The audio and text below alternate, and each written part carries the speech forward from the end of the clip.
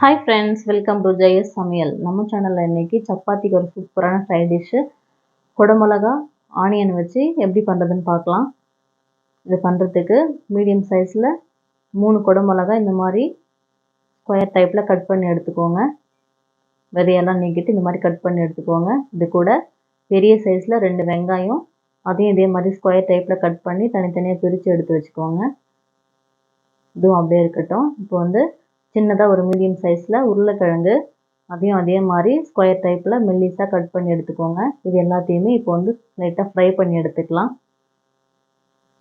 Fry பண்ணுறதுக்கு அடுப்பில் கடாயை வச்சுட்டு தேவையான அளவுக்கு எண்ணெய் சேர்த்துக்கோங்க. எண்ணெய் காஞ்சதுக்கப்புறமா முதல்ல உருளைக்கிழங்கை சேர்த்து ஒரு பாதி அளவுக்கு ஃப்ரை ஆகிற வரைக்கும் அடுப்பு சிம்மில் வச்சு ஃப்ரை பண்ணிக்கோங்க. இந்த அளவுக்கு ஃப்ரை ஆனதுக்கப்புறமா இதில் நம்ம ஏற்கனவே கட் பண்ணி வச்சுருந்த வெங்காயமும் கேப்சிகமும் சேர்த்துக்கலாம். சேர்த்துட்டு இதுக்கு தேவையான அளவுக்கு இந்த வெஜிடபிள்ஸ் தேவையான அளவுக்கு மட்டும் கொஞ்சமாக உப்பு சேர்த்து இதை நல்லா ஃப்ரை பண்ணி எடுத்துக்கலாம். அடுப்பை சிம்மில் வச்சு கலந்து விட்டுக்கோங்க. இது லைட்டாக கலர் சேஞ்ச் ஆகிற வரைக்கும் ஃப்ரை பண்ணால் போதும். வெங்காயம் கண்ணாடி பதத்துக்கு வரணும், அது வரைக்கும் ஃப்ரை பண்ணி எடுத்துக்கலாம். இந்த அளவுக்கு இருந்தால் போதும். இது ஒரு தட்டில் மாற்றி எடுத்துக்கோங்க. இப்போது அதே எண்ணெயில் சின்னதாக ஒரு துண்டு பட்டை, ஒரு ஸ்டார் பூ, 3 லவங்கம், 1 டீஸ்பூன் சோம்பு, இது எல்லாத்தையும் சேர்த்துட்டு ஒரு முறை கலந்து விட்டுக்கோங்க. இது கூடவே சின்னதாக 2 பிரிஞ்சி இலையும் சேர்த்துக்கோங்க. சேர்த்துட்டு இது எல்லாமே நல்லா ஃப்ரை ஆனதுக்கப்புறமா நல்லா பொடியாக கட் பண்ண வெங்காயம், மீடியம் சைஸில் 2 வெங்காயம் நல்லா பொடியாக கட் பண்ணி சேர்த்துக்கோங்க. அடுப்பு சிம்மில் வச்சுட்டு இதையும் நல்லா வதக்கி விட்டுக்கலாம். வெங்காயம் நல்லா கலர் சேஞ்ச் ஆகி வதங்கி வர வரைக்கும் கலந்து விட்டுக்கோங்க.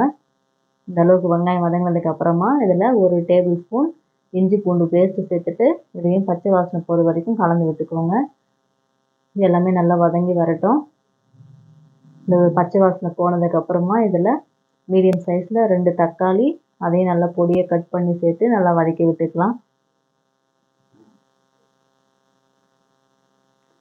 தக்காளி நல்லா வதங்கி வந்ததுக்கப்புறம் இதில் 2 டேபிள் ஸ்பூன் கடலை மாவு நல்லா வறுத்துட்டு சேர்த்துக்கலாம். கடலை மாவு நல்லா வாசனை வர வரைக்கும் அடுப்பு சிம்மில் வச்சு வறுத்துட்டு அதை அது கூட சேர்த்துக்கோங்க. நான் ஏற்கனவே வறுத்து வச்சுருந்தனால அதை அப்படியே சேர்த்துட்டு ஒரு முறை நல்லா கலந்து விட்டுக்கலாம்.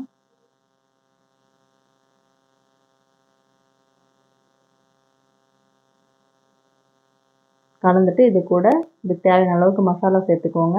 1/4 டீஸ்பூன் மஞ்சள்தூள், 1/2 டீஸ்பூன் அளவுக்கு மிளகாத்தூள், 1 டீஸ்பூன் கரம் மசாலா, 1 டீஸ்பூன் காஷ்மீரி மிளகாத்தூள், எல்லாத்தையும் சேர்த்துட்டு பச்சை வாசனை போகிற வரைக்கும் அடுப்பு சிம்மில் வச்சு நல்லா கலந்து விட்டுக்கலாம். இந்த அளவுக்கு நல்லா மிக்ஸ் பண்ணிவிட்டு இது கூட 100 கிராம் அளவுக்கு நல்லா கெட்டியான தயிர், புளிக்காத தயிர் சேர்த்துக்கோங்க. சேர்த்துட்டு நல்லா கலந்து விட்டுக்கோங்க.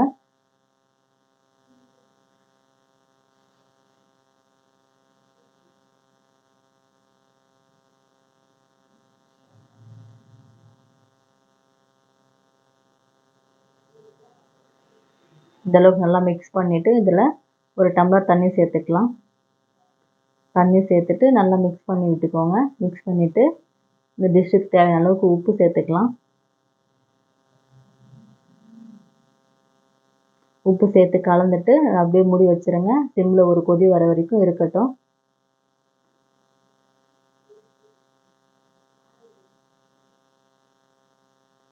பாருங்கள், நல்லா கொதித்து வந்துருச்சு. இந்த அளவுக்கு நல்லா கொதித்து வந்ததுக்கப்புறமா இதில் நம்ம ஏற்கனவே ஃப்ரை பண்ணி வச்சுருந்த குடமிளகா, வெங்காயம் எல்லாம் ஃப்ரை பண்ணி வச்சுருந்தோம் இல்லையா, அதையும் சேர்த்துக்கலாம். சேர்த்துட்டு அப்படியே கலந்து விட்டுக்கோங்க. ஒரு நல்லா மிக்ஸ் பண்ணிவிட்டு அப்படியே மூடி வேக வச்சுக்கலாம். இது ஏற்கனவே ஃப்ரை பண்ணியிருந்தனால ரொம்ப நேரம் வேகணும்னு அவசியம் இல்லை. அந்த கிரேவி நல்லா கொதித்து எண்ணெய் பிரிஞ்சு வர வரைக்கும் சிம்மில் வச்சு அப்படியே மூடி வச்சுருங்க, இருக்கட்டும். பாருங்கள், 10 நிமிஷம் ஆகிடுச்சி. சிம்மில் வச்சு நல்லா கொதிக்க விட்டுருக்கேன். அந்த கடலை மாவோட வாசனை, தயிரோட வாசனை, அந்த வெஜிடபிள்ஸ் எல்லாம் சேர்த்து வேகும்போது செம்மையாக இருக்கும். நல்லா இந்த அளவுக்கு திக்கானதுக்கப்புறமா இதில் கொஞ்சமாக கொத்தமல்லி இலை சேர்த்துட்டு அடுப்பு ஆஃப் பண்ணிவிட்டு ஒரு பாத்திரத்தில் மாற்றிக்கலாம். அவ்வளோதான், ரொம்ப சிம்பிளாக ரெடி ஆகிடுச்சு. ரொம்ப சூப்பராக இருக்கும். சப்பாத்தியோட, இட்லி, தோசை எதுவும் சாப்பிட்றதுக்கு ரொம்ப நல்லாயிருக்கும். இதே மாதிரி நீங்களும் ட்ரை பண்ணி பாருங்கள். இந்த வீடியோ உங்களுக்கு பிடிச்சிருந்துச்சுன்னா லைக் பண்ணுங்கள், ஷேர் பண்ணுங்கள், கமெண்ட் பண்ணுங்கள், மறக்காமல் சப்ஸ்கிரைப் பண்ணுங்கள்.